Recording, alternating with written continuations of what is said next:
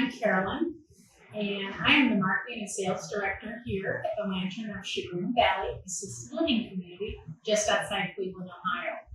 And the Lantern of Chagrin Valley is one of 3 communities owned by Lantern Lifestyle. We have Lantern of Madison and Lantern of Saybrook, just outside Ashtabula. The 3 of us joined together to offer weekly programs for caregivers, professionals, and other interested individuals all across the United States. This particular program is Carolyn's Caregiving Connection, and it is recorded every week live on Thursdays at 7, and then available on demand after that on our Facebook page, Lantern of Chagrin Valley, the Lantern Lifestyle Facebook page. It's on our LinkedIn pages, and we're now also on YouTube. So just about everywhere you look, you'll find the opportunity to tune into this program and our others. We do thank all of you for tuning in over the last couple of months. Thankfully, we are probably very close to 5,000 views per week. So that is a credit to you, our viewers and our listeners. We do invite you to like us if you find us on Facebook. We definitely want your comments. We certainly invite you to share because we'd like to reach even more people. And we welcome your suggestions and ideas for future topics. Very important to us that we are responding to the interests and the topics that are most important to you. So tonight I'm thrilled to have some special guests with us to talk about a topic that is very important to many of the people who are in the realm, if you will, of over 60, and actually under 62. And we'll get into that a little bit. I'd like to welcome Bernice Schott, who is the Executive Director of Harbor Light Hospice, and also Tom Dewey, who is the Clinical Relations Liaison here in Northeast Ohio. So welcome to both of you. Thanks for having us. We're glad to have you here. Now, over the last few months, as I've said, we've covered quite a few topics, and one that we haven't really gone into in depth is what is hospice care, how does it work, and also what is palliative care. You may have heard that phrase and you may not know what it means. So we're going to learn about both of those tonight and hopefully step away with a little bit more understanding of how they both can work together. So first I'm going to ask both of you, you can tell me, what is hospice? Well, hospice is a philosophy of care. It is generally thought of as end-of-life care, but hospice incorporates a holistic holistic approach to symptom management with someone that experiences a terminal illness. It is across many disciplines, including doctors, nurses, counselors, social workers, chaplains. So it incorporates a holistic approach, and it is designed to treat people that have end-of-life illnesses that are no longer seeking treatment. That doesn't necessarily mean that it is days or hours of life, and we'll kind of get into the time frame later, but it is someone that has terminal illness. Mm-hmm. Well, I can imagine that for some folks who are coming to those points of, I'm dealing with a terminal illness, and I don't know what's ahead, and my family love me and I love them, and they don't know what's ahead, and we're all dealing with a little bit of fear, need for more information, but also not just resigning like this is it, I'm done, but what can I do between now and whatever last breath we all have available to us to make the best of each day? So how does your team get involved with that? It's more like you just mentioned a team approach. It is a team approach, and it's designed to, like you said, to give quality of life. So the time where they start hospice, they are basically showered with a team that is to meet their needs. We have what we call an individualized care plan. And within that care plan, they meet with the patient, they meet with the family, they figure out what their needs are, how to make them comfortable, and how to give them that quality of life. So it's not necessarily designed for quantity. However, sometimes people on hospice can live past that 6-month mark based on their current disease progression. So it's very much an individualized approach. My needs as I'm moving through my journey. Exactly. So when we first meet with a family or patient, a big part of what our team is doing is listening to the needs not only of that patient but the family, and developing a plan of which is going to be successful for them. one of the things that we always find is every family looks very different, depending even not only of what the support they may have, where the setting of which we're going to provide that care. And so we do a lot of education because just as you said, people hear the word hospice, and we are so thankful to be here because there's so much lack of education still when they hear the word hospice. We sit with families that say, does that mean that it's going to pass away in 2 days? And it is our job to explain that when a physician agrees to hospice, yes, on a scripted piece of paper, it said 6 months or less of life if the disease were following the normal disease progression. However, that looks different for everyone. And so, yes, we say 6 months or less of life, but patients can live longer than that. All the research will show those that are receiving that type of quality of care tend to live longer when they're on hospice than those that are suffering with chronic pain that's never addressed. So we do a lot of education. We love opportunities to sit with people like you that are trying to educate all of the elderly population or the chronic ill population of what's out there and the benefits that are out there. Hospice, for one, we did a lot of research. We were thinking, like, when did it even start? And how did it come about? It's so interesting in research that it started really in the 4th century of the idea of what hospice really could be today. Of course, modern hospice didn't come until 1974 to the United States. But now that there's a hospice benefit or a Medicare benefit that people can capitalize on for true quality of life, it's a gift. And Tom, myself, I think anybody who works with an elderly population feels passionate about telling people what it's really about and not having to miss out because they hear a word that has the disease is going to take your life, not hospice. That's a great way to put it. So tell me, what is palliative care? That's a word we hear so much today. I don't think I ever really heard it 10 years ago. Yeah, it is kind of not a newer idea, but a lot of providers are adopting palliative medicine right now, or palliative programs per se. Palliative medicine in general is sort of an overarching term for the management of symptoms. So to palliate just means to manage a symptom. Palliative care now, the different providers that have built palliative programs are using palliative medicine to manage symptoms for chronically ill patients before they reach the terminal point.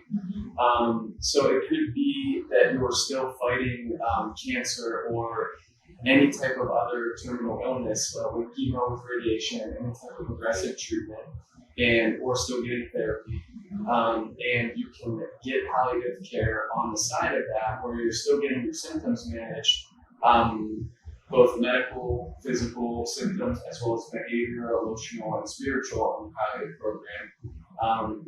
So you're still getting your symptoms managed while you're fighting the illness that you're fighting. So you literally have a team that comes alongside you to fight with you as you're on your healthcare journey. So that's what you said really early on. It is holistic. You're looking at the whole person, not just my physical self and whatever the disease process is, but how am I coping, maybe with counseling, or do I need biofeedback? Do I need something to calm me? Right, or how's my family coping, right? Yes. So we can have family therapy, family counseling with or without the primary patient there to make sure that the family's coping well, that they're able to care for the patient at home or in whatever care setting they might be in. I can imagine the person who is really the primary patient in the journey is also thinking, will my family be okay? Right. Yeah. One of the things I think where palliative really has become a bridge for patients that maybe are coming out of the hospital that are new to a chronic care illness. We work hand in hand, not only with their primary care doctor, their specialists, and our advanced nurse practitioners actually see the patient where they call home. So, as a social worker, I'm sorry you would know, my past history has always been in hospitals. We would have a patient that was in the hospital, and we would say something is missing in the home, that they're not able to go out to go to the congestive heart failure clinic. They can't participate. They're not showing up at their doctor's office. The palliative program that we built is community-based, which means so our advanced care practitioners, whether it's in a nursing home, assisted living, a patient's home, or a group home, they go to where the patient calls home. Our job is to develop a care plan that works in that lifestyle. In addition, like Tom was saying, it's to work hand in hand. If they want to still seek aggressive treatment, we're to help manage them through that process. If they want to go to the CHF clinic and participate, we want to be able to make sure they're taking their medication, their pain is managed so that they can get to those appointments. We also have additional social workers because, as we all know, there's a lot of social issues that are causing patients not to be able to participate. So we work on those things before true end of life comes, so that when end of life is there, it's a peaceful transition. It's a great bridge into the next program that we're not having to say, we never thought about Medicaid, how we're going to pay for this. We work on those things before a true crisis happens. So it sounds like you're all part, as you said, social service, you're educator, you're also navigator, and you have to be a little bit of an advocate too. Absolutely. Our nurse practitioners, there's many patients who say to our nurse practitioners, this is the first time that somebody's actually went over my disease trajectory with me in a way, in a setting that I can understand. It's out of the hospital where I'm not so fearful because I'm in here. But we have found the readmission rates back to the hospital has significantly increased because we're finding out what was the issue in the home. Why aren't they taking the medication? Can they afford the medication? And really working with the primary care physicians to collaborate that care. And then yet we're seeing such great quality of life for those patients.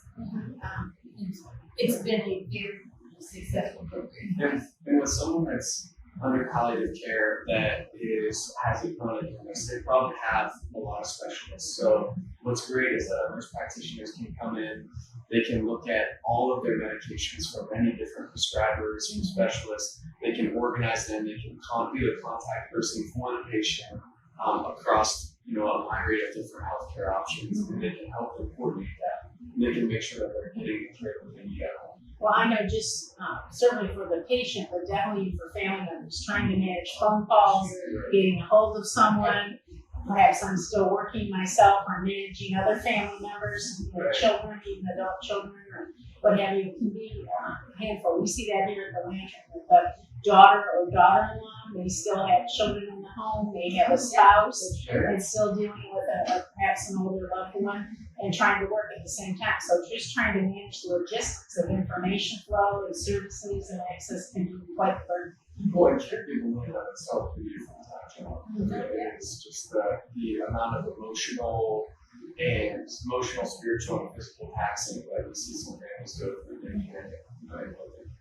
And the nurse practitioners sit down with the families and say, hey, when you go to the mom to the next visit, maybe ask these questions. Sure. Because, of course, they get there, they don't know what to ask, they come back, and so now they're almost giving them information so that they understand the true part of the disease that maybe no one has told them. Sure. Well, in one of our past programs, we recommend to people that if they want to start a journey on some particular illness, if they get that notebook, even if it's just an everyday or spiral bound notebook from the drugstore, and start writing questions, writing down the times of their appointments, who they spoke with, because over the matter of just a few weeks, I can't remember, was that Dr. Jones or Dr. Sloper said this? Did they say 0.2 or 2 point? So all those little details may become important. And I think there's a big difference in caregiving, whether you're caregiving for someone else, as we do because we're all professionals, or you're caregiving for someone you love. We talk about how taxing them. Right. I may be able to manage the physical tasks of caring for someone, but knowing that everything I'm doing is for a loved one may be rewarding, but at the same point, be scary because I know that's going to work for sure. For sure. We always say to all of our families, I know you were saying that you're a nurse and you're a physician, but today you just get to be the daughter and the son. So keep the blinders on and let us do that part of the job for you. Absolutely. Well, that's a good philosophy to have. So tell me, when you're thinking about some of your clients, I know you cover all ages, of course, Andrew, but of course in assisted living we're doing primarily those over 65. Do you see any common threads in some of the clients or the patients that you see?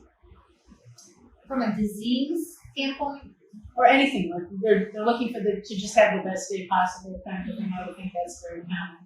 well, that is common. I believe that every single person that chooses palliative care or hospice, it's because they're ready for so-called quality of life. Mm-hmm. That's the philosophy really of both programs, is that every day is going to be your best day, and it's our job to help you manage to get there. Mm-hmm. I think that's a big part of it. And part of that was the symptom management. Like you said, Right. no one wants to be in pain, so Exactly. just getting that under control Right. probably is a big step. And I think a big thread that I've seen both out in the field and as a liaison has been mental health in our patients. We have seen a growing number of people that are struggling with chronic or terminal illnesses that have a lot of emotional issues attached to that. Whether it's coping, whether it's anticipatory grief, whether it's depression related to their illness, they're struggling. And so that's why we have counselors, we have social workers, we have people to address those needs.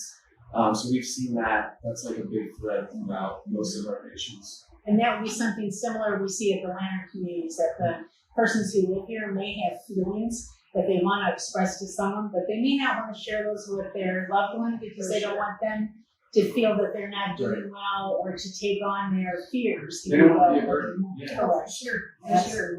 One normal thing that we find with a lot of our patients is they have 4 children. They may have told their 4 children something very different. And so we kind of get to, I only told the youngest daughter this because she can only handle this, but I told the older daughter the real truth. And so as their disease progresses, we find that families are saying, you're doing what dad didn't want, or mom said this. And so what we're saying is we get that all together beforehand and allow that patient the comfort in knowing that if there's things that they want to say, if there's resolution that they want with their family, we're doing that counseling piece to get them to a peaceful part.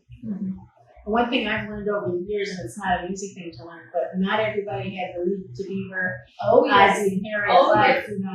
Some of us had struggles with mom and dad, or even our siblings. So we may not all agree on the care plan, and we may not all feel that I'm going to come and visit dad as much as you do because you have a different relationship than I did, and you can't make me feel guilty that I'm not, and I'm not going to feel differently about you because you do. So there's a lot of emotion that comes probably not just from the patient. Oh yeah. Well, and I know both of us have been involved in some pretty difficult family meetings and getting everybody on the same page, and just sometimes attending, they just want someone outside to be there to kind of regulate things, give information. So we've done that, and it's been really helpful for families and people with loss because everybody copes differently. Yeah, and grief comes in all different stages. I have sat around the table with a daughter who's crying, a daughter who's angry, with a daughter who's relieved, and trying to bring them together in the best interest of their loved one and kids. And it's amazing for them. Absolutely. Well, and I definitely would say that I agree that grief is very much an individual journey, and that we sometimes see that here. The person who's dealt with the loss of someone with dementia, let's say, and you've seen those changes occur over a period of years. So I've seen my husband change to the point where he may not even know who I am, or he may not know my name. And when he passes, people will be coming and embracing me, and we're so sorry, Carolyn. And they may not see that emotion from me. I've already shared that emotion in the last 10 years. That's right. I've cried my tears already. That's right. So we hear that a lot, actually. But that's tough, even I will say, in any kind of senior living environment when, of course, a number of our residents have lost their spouses or what have you. But when we don't see the expected behavior, why isn't he crying? Why isn't he crying? He must have loved her. Yeah, a lot of people actually experience guilt because they feel relieved. And they're not relieved that they passed away, but they're relieved that all that encompasses end of life and the care that was needed and the emotions and like the fact that they get closure. Because, you know, someone that has been struggling, for instance, I know you guys do a lot of memory care here, with Alzheimer's for a long period of time. I mean, they have gone through stages of grief losing that person for years, because they haven't been themselves. Well, now tell me, when you think about, again, hospice and palliative care, how does it work in an environment like assisted living?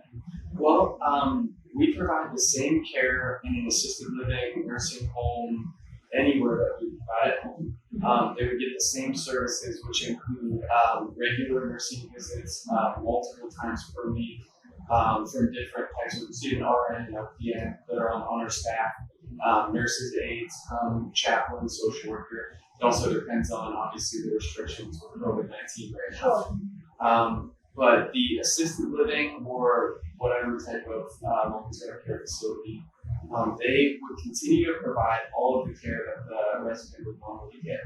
So then we come in on top of that care and provide additional care. So not only do they get the, you know, caregiving, meals, and everything that they would get here at assisted living, but they would get that entire holistic team that we've been talking about devoted to their care. So they would come in on top of that. They work with the staff, the doctors, the pharmacy that's associated with this facility, and we would make sure that we communicate with the staff and work well to provide that comfort care to the patient. Okay. So comfort care is a good way to think of it also. It is, yep.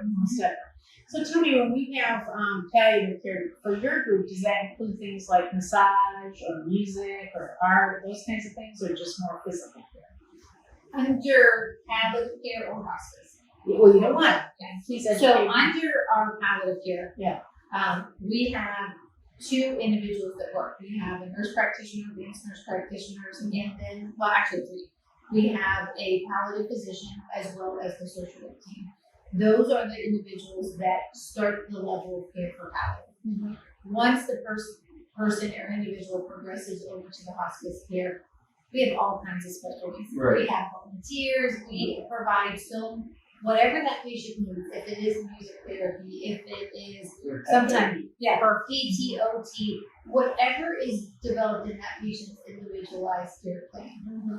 What I love about hospice is every patient's family's voice matters. And when they say, let me tell you about something about that, he loved Frank Sinatra. You better believe that is so far written in our care plan that when our aides are there or our nurses are there, we're incorporating that into his care when we're getting a shower or whatever it is to provide that level of comfort. We drill down to say, tell me everything that they love, tell me everything they didn't love, because we're going to find out anyway. Right. But it's amazing to see, again, if that is a need that the patient wants, how hospice, I think anybody who works for hospice is almost like an angel. Every one of my team is like angels from heaven. We go the extra mile to find it, create it. We do all kinds of special daily dreams. We've done where maybe they want to renew their vows on the last night. Yes. We've done big weddings. We've done where they want to. Multiple fishing trips. Oh yeah, fishing trips. That's a big one. They want to throw the last pitch out at the Indian Stadium. We've done that. We want to go to the casino. We're gambling. Again, what we're trying They to used do. to earn money for that one. Right. Yeah. But we try to create that last special moment, not only for the patient, but for the family, that they can say, I remember that for the rest of my life. Mm-hmm. But And their family will remember that they had a wonderful experience. Yeah. For instance, I think actually a resident in one of your communities, we found out that he loved bowling. Mm-hmm. And so we weren't allowed in. So we went to his window and we drew like a bowling. I just saw that today. And, It's still and you there. know, it seems like such a small thing, Yes. but we found out that he raved about it. Uh-huh. He loved it. He loved looking at it because it was like just something, like a little touch to be like, Right. you know, he could look at it, reminding him Right. of something that he used to love. And let me tell you about that. Actually, that person's still here. He moved out to a Okay. different unit, but someone else moved into that unit, and he didn't want it taken off. Oh, They were from the unit, and we took them on a tour, and we saw it.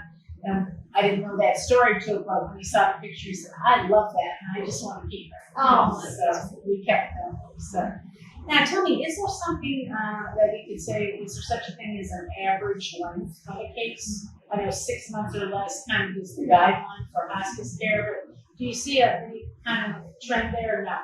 Well, There's a trend there in the sense of a lot of times we, as the medical community in general, we tend to wait a little bit too long to provide hospice care, just because it's kind of it has that stigma of, okay, I sign up for hospice and now I'm going to die instantly. That's not exactly what it means. Obviously, we've already mentioned 6 months or less, but that's if the disease were to follow its normal progression. And sometimes the progression for that person could be longer. As long as they're declining, they can stay on hospice care. Now, the trend that you have mentioned, where that average case, it does seem to be shorter than 6 months, because people aren't getting that opportunity for education that hospice is more holistic than morphine and Ativan in the last couple of days. You know, the relationships they build with their nurses, with the chaplain, with the social worker, that they can come in and find out what makes them tick, what they love to do, and help them to do that, help them to live out that quality of life that we're talking about. And you just have the keyword, help them to live it out. Exactly. For sure. So now tell me, how does a referral get made to you? Can someone just call you on the phone because they're aware of Harbor Light and say, I have a relative and they have an illness and I'd like to learn more, or is it usually from another healthcare professional? Well, I think it's all over the above. What we have seen over the last 10 years in hospice is everyone's becoming more educated. Everyone's advocating. We have to advocate in healthcare. And as we continue to get out there and talk about how that in hospice, we have people like, I want to sign up myself. I want to have a good team. I want to be able. So we get physician referrals, sure. We get them from the hospital all the time. We get them even from assisted living, nursing homes, from nurses. But we are starting to see families who are saying, I came to visit mom and something just doesn't seem right. Is there something that you can offer for her? I love that because we get some people that just do education all day on the phone where we're saying, tell me about mom. And we can come out if there is an eval order, which could be written by any nurse or RN, to come out and just look at the patient and say, would they even qualify for any of our services? Very good. Well, now tell me about your workers that are part of Harbor Light. How do you get them? Are you looking for people with more of the technical, educational experience, or do you also look for people who kind of have maybe an experience caring for someone else and kind of that can be or a mix? I'd say all of the above, right? Like the mix that you mentioned. We want people that are going to show compassion at the end of life, and I think that one of the biggest things that we look for when we're interviewing, where we ask ourselves the question, is that person going to go the extra mile? Because with hospice, it's 24/7. We have people that are on call. So if there's, symptoms of pain, anxiety, shortness of breath, something at home, they can go out within an hour and be there with them. And we want staff that's going to stay with them until they're comfortable. We don't want them to go check a box and, do the charting and do what they have to do. We want that patient to benefit from them being there. So the staff that we have, I kind of mentioned it earlier, but we have a physician, a medical director that reviews all of the hospice patients' cases at least every other week. Then we have the RN case manager, LPN, chaplain, bereavement counselor, social worker, dietary specialists. And then we contract with physical and occupational therapists. So it really is a team. It is. It's a big team, for sure. One of the things I think when I'm interviewing is you can get the best clinical RN if they don't have the compassion or the calling. Most people that come to interview with us have had a life story. Who has been a caregiver, who has said, I want to be a part of something bigger than myself. I think we're critical of the people that we bring on because end of life, people die once. There's no do-overs. And so each and every person that's on our team, I say they're like angels, is because it's something bigger. They want to be part of something bigger than themselves, and that's really what it's been about for us.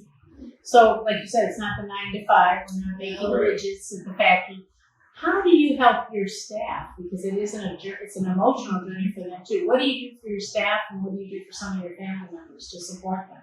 Yeah, well, we recently just had a memorial service where we brought all of our staff together outdoors, obviously, because of the restrictions going on. But we grilled out for them, we played games, we provided gifts, just ways that we can honor them because they work hard. Sure. I mean, Emotionally, like you said, physically, even spiritually, it can be really difficult for them. And I'm sure they're shedding tears right there alongside the family. Yeah. It's amazing for us. We've done the Christmases. We do all kinds of memorial services for our family.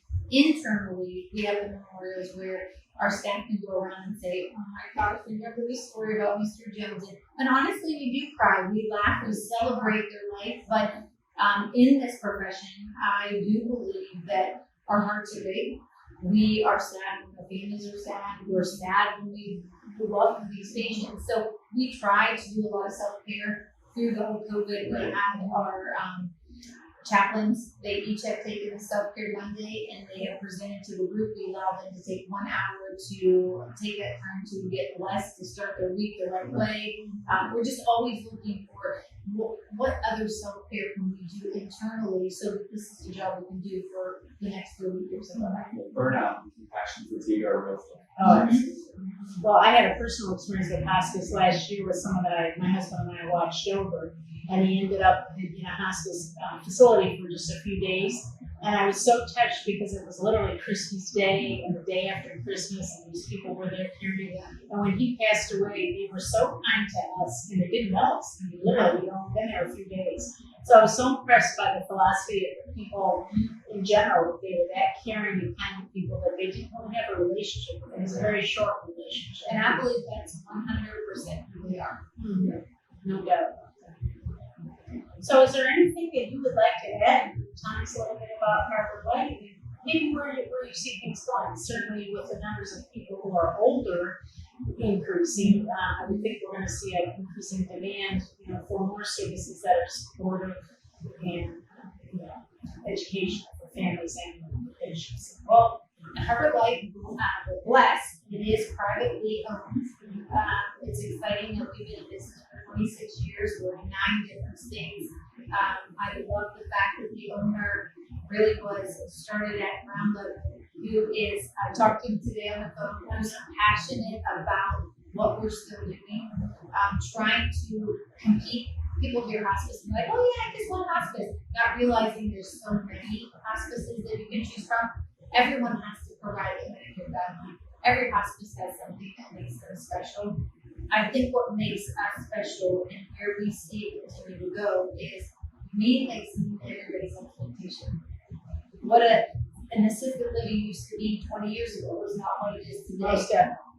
And so I can kind of see the demands on my team even being more to patients want you to be there, families want you to own and to work with them. Our whole goal is to surround that patient with care from the very first day all the way to the last day.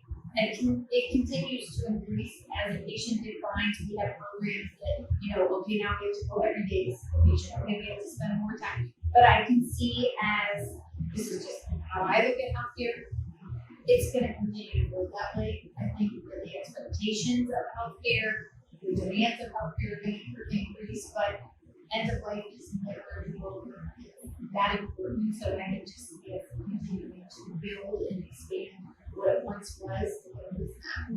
And years ago, I can remember growing up, the older relative lived on the 3rd floor, even in the attic, and we were cared for, but kind of, we didn't have the communities that we do today. And so today, so many of our own residents, they come here to have that best quality of life as last year's, and their family can have that quality of life with them instead of one being in an imbalance. Exactly. And now we have, like you had mentioned earlier, majority of the daughters or sons or wives, some of them could still be working. And so they're trying to juggle, how are we going to continue to care for mom or dad, raise children, hold down a job, do all the things. And so we try to integrate ourselves to what extra services we can provide, what is an assisted living the best option for them, helping them to walk right through those things that majority of those elderly people that live at home don't know they exist. So our job is always to build that community relationship and say, let me tell you about this place I just heard about, so that they are encouraged